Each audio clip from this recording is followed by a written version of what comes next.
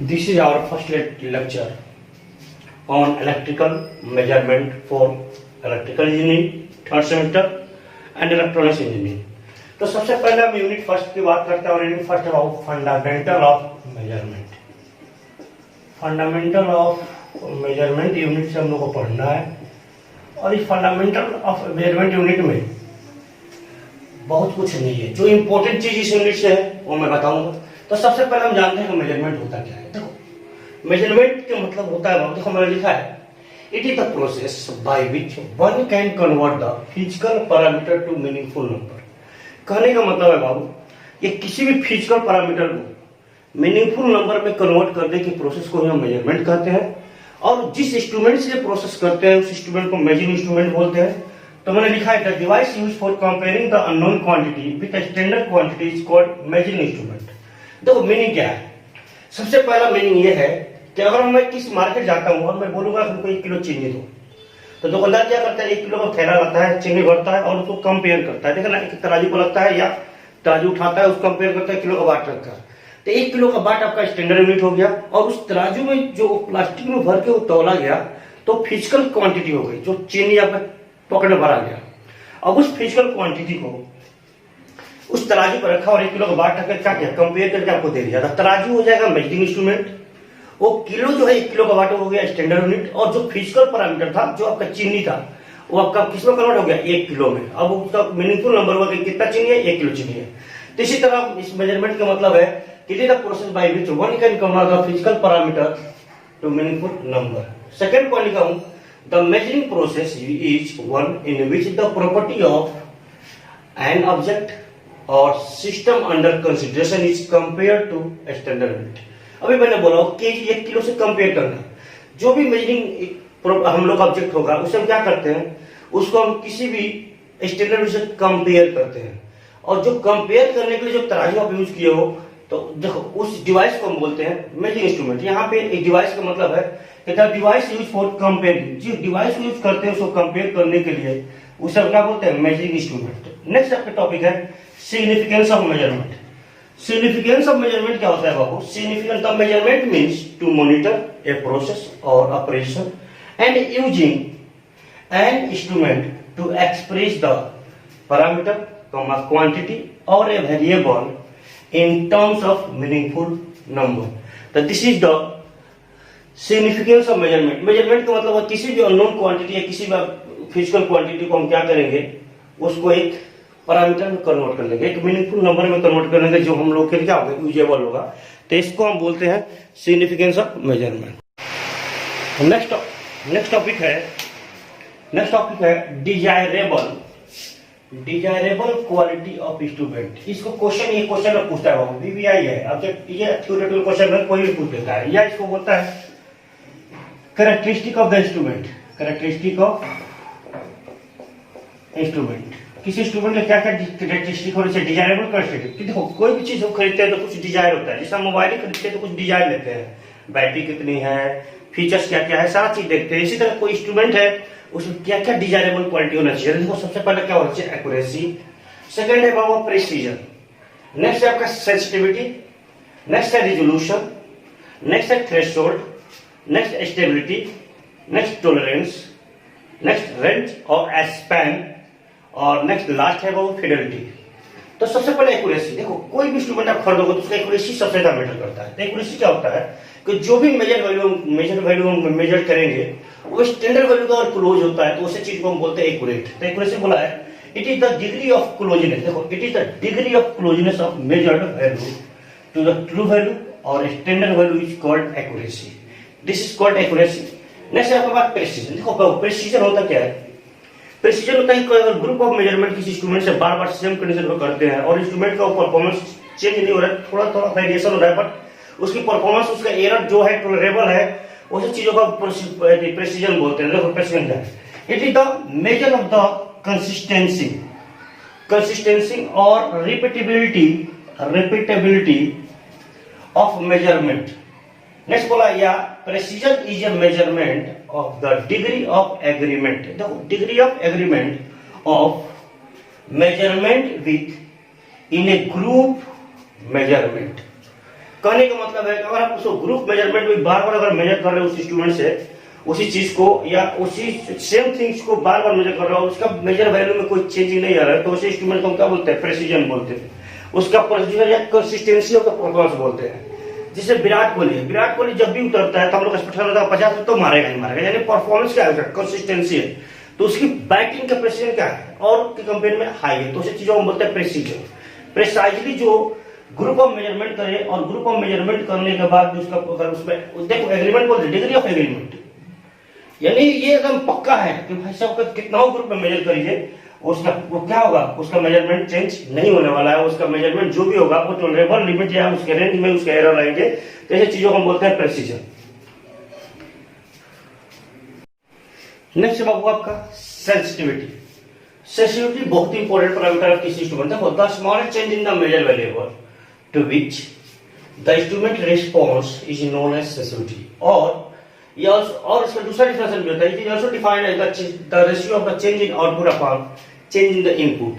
कहने का मतलब अगर मैं कोई इनपुट, अगर ये इनपुट की एक्सिस मानता हूं और ये आउटपुट की एक्सिस मानता हूं और कोई मानता हूं कि ये रिस्पांस के ग्राफ है, तो अगर मैं इनपुट Q1 से Q2 बढ़ाता हूं तो इसके कोरस्पॉन्डिंग कुछ चेंजिंग आएगा। अगर मैं इसको डेल Q अगर I लिखा हूं तो क्या लिखेगा? Q2 minus Q1, that is change in input, होगा नहीं? Change in input.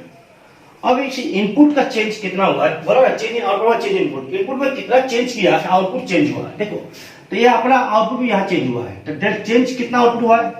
Q02 minus Q01, तो that is the change in output, change in output. देखो हमने क्या किया, जब Q1 हम लोग का इनपुट था, आउटपुट क्या था? Q01। जब Q1 से Q2 किया तो हम लोग आउटपुट क्या आया? Q02। तो Q2 minus Q1 is the change in input, तो इसके कोरस्पॉन्डिंग जो आउटपुट में चेंज आया वो कितना आया? Q02 minus Q01, 0 for output के लिए। तो ये अपने पास आया sensitivity is equal to, that is mathematically sensitivity is equal to change in output upon change in input. Change in output कितना है? डेल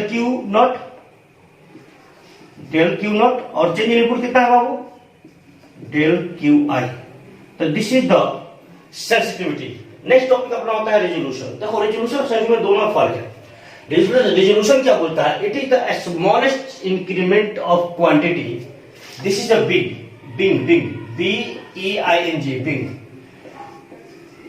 बिंग है बाबू। बिंग क्या है? Being it is the smallest increment of quantity being measured which can be detected by an instrument is known as resolution. देखो resolution और sensitivity में क्या अंतर है? रेजोल्यूशन ये बोलता है जो क्वांटिटी हम मेजर करते हैं उसमें कितना इंक्रीमेंट करेंगे, उसमें कितना इंक्रीमेंट हुआ, इंस्ट्रूमेंट क्या किया उसको डिटेक्ट कर लिया, उसको बोलते हैं रेजोल्यूशन।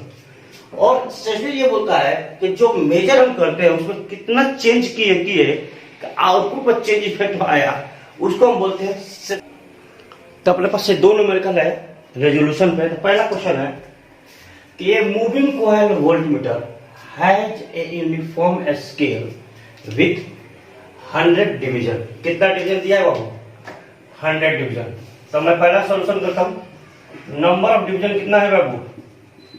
नंबर ऑफ डिवीजन है 100।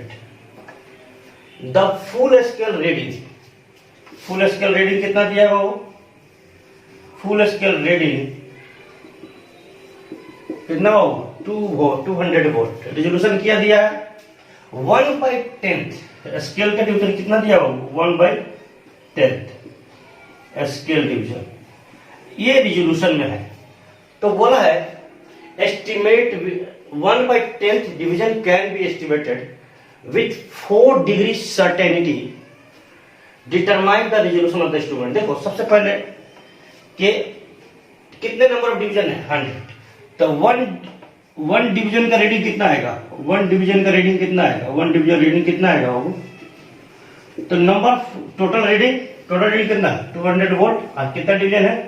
100। कितना आ जाएगा? 2 वोल्ट। एक डिवीजन में 2 वोल्ट है। कहने का मतलब स्केल है, देखो स्केल यहां से लेकर 200 तक ही जा रहा है 0 से। तो एक स्केल इसका है जो एक कितना 100 डिवीजन किया है, कितना वो 200 डिवीजन किया, सॉरी नहीं 100 डिवीजन किया है। तो यहां से लेकर 100 डिवीजन किया है। 100 इसमें डिवीजन है, तो 100 डिवीजन है तो एक डिवीजन का रीडिंग कितना आएगा? एक डिवीजन की रीडिंग आएगा 2 वोल्ट। तो कितना स्केल दिया है? 1/10 स्केल डिवीजन, ये रिजोल्यूशन है बाबू। 1/10 स्केल डिवीजन इक्वल टू कितना, 1/10 इंटू 2 कितना आएगा 0.2 volt with 4 degree certainty. 4 degree certainty का मीटर है 0.200, दिस इज द 4, तो दिस इज द रिजोल्यूशन। अब रिजोल्यूशन इसके मीनिंग क्या है, तो अगर इस स्केल में मान लो अगर वो इंस्ट्रूमेंट 2 वोल्ट मेजर किया है तो उसका पॉइंटर तभी डिफ्लेक्ट करेगा, 2 वोल्ट से तभी डिफ्लेक्ट करेगा जब उसकी रीडिंग कितना बढ़े, 0.2 बढ़े, यानी 2.2 बढ़ेगा तो पॉइंटर डिफ्लेक्शन आपको शो होगा। अदरवाइज अगर 0.1 बढ़ाओगे तो पॉइंटर डिफ्लेक्शन आपको शो नहीं होगा। तो इसी को बोलते हैं बाबू रिजोल्यूशन। एक क्वेश्चन आप ट्राई करिएगा, एक मैंने बनाया सेम टू सेम है, एक डिवीजन निकाले, एक डिवीजन कितना आएगा 30 यूनिफॉर्म है, 30 सेंटीमीटर है, तो 30 सेंटीमीटर बाई 30 1 सेंटीमीटर, 1 सेंटीमीटर का एमएम करोगे 10 mm, 10 mm divided by 120 to 10 कितना आ जाएगा 0.5, तो 0.5 एमएम और 4 डिग्री है तो 0.5000 एमएम आज इसका रिजोल्यूशन आ जाएगा। तो मैंने सोल्यूशन बता दिया, आप इसको सोल्यूशन कर भी सकते हैं। नेक्स्ट है आपका थ्रेशोल्ड। देखो थ्रेशोल्ड का मतलब पहले इस पर थ्रेशोल्ड का मतलब बता दें। थ्रेशोल्ड का मतलब होता है कि अगर आपका पासिंग मार्क्स 28 नंबर है और आपको 26 नंबर आए हैं तो आपको कितना रिक्वायर्ड आउट चाहिए 2 नंबर, यानी 28 नंबर आपको मिलेगा, मिनिमम 2 नंबर और जुट जाएगा, तब क्या करोगे पेपर को क्रॉस कर जाते हो, पार कर जाते हो, तो उसे हम बोलते हैं थ्रेशोल्ड। यहाँ पे मेजरमेंट बोलते हैं कि it is the smallest measurable input, smallest measurable input below which no output change can be identified. देखो कहने का मतलब है तो आप क्या कर रहे हो, ध्यान से देखना, आप क्या कर रहे हो, आप किसी इंस्ट्रूमेंट में सपोज मानता हूं कि मैं ये इनपुट है और ये आउटपुट है, आपने क्या किया इनपुट देना स्टार्ट किया, यहाँ से इनपुट दे रहे हो लेकिन आउटपुट में कोई चेंजिंग नहीं है, कोई आउटपुट नहीं, लेकिन जैसे ही यहाँ पे बढ़ने के बाद आउटपुट आपको मिलने लगा, ये जो चीज है जितना ये चेंज ये इनपुट आपने दिया है ये बिलो इनपुट है जहां पे कोई आपको आउटपुट चेंज नहीं हुआ है, तो ये मिनिमम इनपुट पार करने के बाद ही आपको आउटपुट मिला है, तो इस मिनिमम इनपुट के बाद वाले चीज को क्या बोलते हैं थ्रेशोल्ड। यानी जो स्मॉलेस्ट मेजरेबल इनपुट जहां के लिए आपको आउटपुट मिलते हैं उसी को हम लोग बोलते हैं थ्रेशोल्ड, और जिसमें आपको आउटपुट नहीं मिला इसी को हम लोग बोलते हैं डेड जोन। क्या बोलते हैं बाबू, डेड जोन। यहाँ देखो इनपुट देते गए और आउटपुट मिला नहीं, मतलब मर गया है, कोई मतलब ही नहीं है, आपने इनपुट दिया और आउटपुट मिला ही नहीं, तो इसको डेड जोन बोलते हैं। नेक्स्ट आपका है बाबू यहाँ पे, अब देखो एक मैंने नोट लिखा है, नोट मैंने बोला the resolution is the smallest measurable input change, मतलब इनपुट में कितना चेंज किएगा आप इंस्ट्रूमेंट डिटेक्ट किया वो उसको रिजोल्यूशन बोलते हैं, और while the threshold is the smallest measurable input. कहने का मतलब इनपुट में आपने कितना चेंज किया कि आपका इंस्ट्रूमेंट डिटेक्ट किया उसको रिजोल्यूशन बोलते हैं, और थ्रेशोल्ड उसको बोलते हैं कि कितना इनपुट मिनिमम चाहिए आपको इंस्ट्रूमेंट को डिफ्लेक्ट होने के लिए, उसको हम बोलते हैं थ्रेशोल्ड। नेक्स्ट है आपका लिनियरिटी। देखो लिनियरिटी 2 चीज है, अगर मैं मैथ की भाषा में बात करूं तो जब y प्रोपोर्शनल टू x होता है जिसको हम बोलते हैं लिनियर, अगर मैं लिखूं तो y इक्वल टू kx, और अगर ग्राफ बनाऊं तो अपने पास ये ग्राफ बनेगा, ये x और ये y, इसको हम बोलते हैं लिनियर, और यही हमें किसी इंस्ट्रूमेंट के लिए चाहिए। तो मैंने बोला कि ये instrument require the property of linearity that is output varies linearly according to the input. कहने का मतलब आउटपुट किसके अकॉर्डिंग, इनपुट चेंज हो तो आउटपुट चेंज हो जाए, तो ऐसे चीज को किसी भी इंस्ट्रूमेंट को यही रिक्वायर्ड होता है। नेक्स्ट हमने बोला है, दूसरा डिफिनेशन बोला इसका कि the linearity is defined as the ability to reproduce the input characteristic symmetrically and linearly. तो ऐसे चीजों को बोलते हैं लिनियरिटी। लिनियरिटी की अगर बात की जाए तो आपके पास लिनियरिटी है, और अगर मैं यहाँ से हटके थोड़ा सा सोलर सिस्टम या नेटवर्क में चले जाऊँ तो लिनियरिटी किसी सिस्टम को लिनियरिटी डिफाइन होने के लिए अगर वो सुपरपोजिशन लॉ को फॉलो करता है तो उसको हम लिनियर बोलते हैं। सुपरपोजिशन लॉ को फॉलो करेगा तो उसको क्या बोलेंगे, लिनियर। तो लिनियरिटी का डिफिनेशन बोलेगा जो सिस्टम है सुपरपोजिशन थ्योरम को फॉलो करता है उसको हम लिनियर बोलेंगे। अब सुपरपोजिशन थ्योरम आपका नेटवर्क का थ्योरम नहीं है, अभी थ्योरम आएगा नेटवर्क में सुपरपोजिशन थ्योरम वो नहीं है, ठीक है। नेक्स्ट आपका है स्टेबिलिटी। तो ये बनाने के बाद आप एक ग्राफ जरूर बना दीजिएगा, दैट इज लिनियरिटी। करेंगे मतलब आउटपुट किसके प्रोपोर्शनल हो गया होगा, directly to input, output directly proportional to input, ऐसी चीजों को हम बोलते हैं लिनियर। अगर आउटपुट इनपुट के अकॉर्डिंग चेंज हो रहा है तो उसको हम बोलते हैं लिनियरिटी। नेक्स्ट है बाबू स्टेबिलिटी। देखो स्टेबिलिटी किसी भी इंस्ट्रूमेंट का डिजायरेबल क्वालिटी होता है।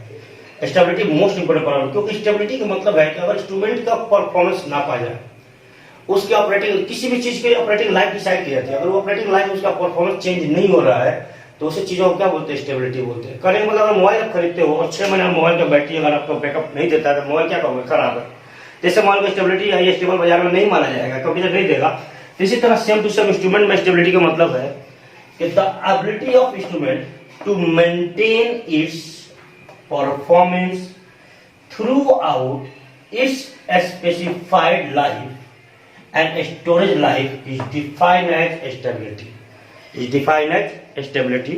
तो ऐसे चीजों को हम लोग बोलते हैं स्टेबिलिटी। नेक्स्ट आपका है टॉलरेंस। टॉलरेंस के मतलब क्या है बाबू? देखो टॉलरेंस के मतलब क्या है? टॉलरेंस क्या है? टॉलरेंस, टॉलरेंस का मतलब क्या है?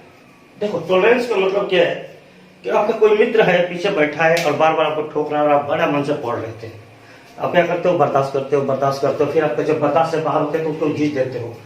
तो जब तक आप बर्दाश्त किए हुए आपका टॉलरेंस लेवल हुआ, लेकिन जब वो क्रॉस कर गया तो टॉलरेंस लेवल क्या हो गया, पार हो गया। तो टॉलरेंस बोलाता है द मैक्सिमम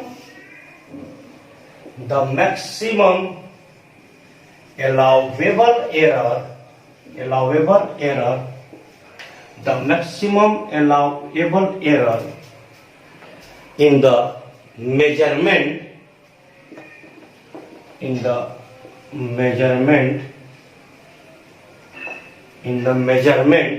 देखो क्या बोला, the maximum allowable error in the measurement is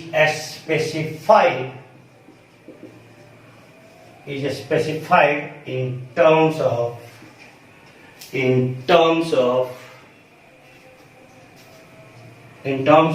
some value is known as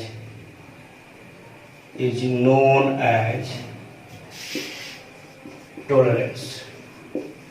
tolerance का मतलब है बाबू कि कितना उसमें मैक्सिमम अलाउएबल एरर, किसी भी इंस्ट्रूमेंट में देखो दुनिया कोई भी इंस्ट्रूमेंट डिजाइन करिए उसमें एरर जरूर होगा, लेकिन अगर वो एरर एक्सेप्टेबल वैल्यू में है तो जो एरर है उसी को हम लोग बोलते हैं टॉलरेंस। और उस एरर का कुछ और वैल्यू निकाला जाए, मान लो 5% एरर बोल दिया तो 5% का कुछ वैल्यू तो निकलेगा। मान लो 20 वोल्ट अगर उसका रेंज है 20 वोल्ट का, तो 5% एरर बोला तो 5/100 × 20 करोगे तो कितना आ जाएगा वैल्यू में, 1 वोल्ट। 20/100/100 1 वोल्ट, तो वो 1 वोल्ट से क्या है, टॉलरेंस है। तो कहने का मतलब the maximum allowable error in the measurement is specified in terms of some value is known as tolerance. Next है बाबू रेंज और स्पैन। रेंज और स्पैन, देखो the minimum and maximum value of quantity for which an instrument is design to measure is called range.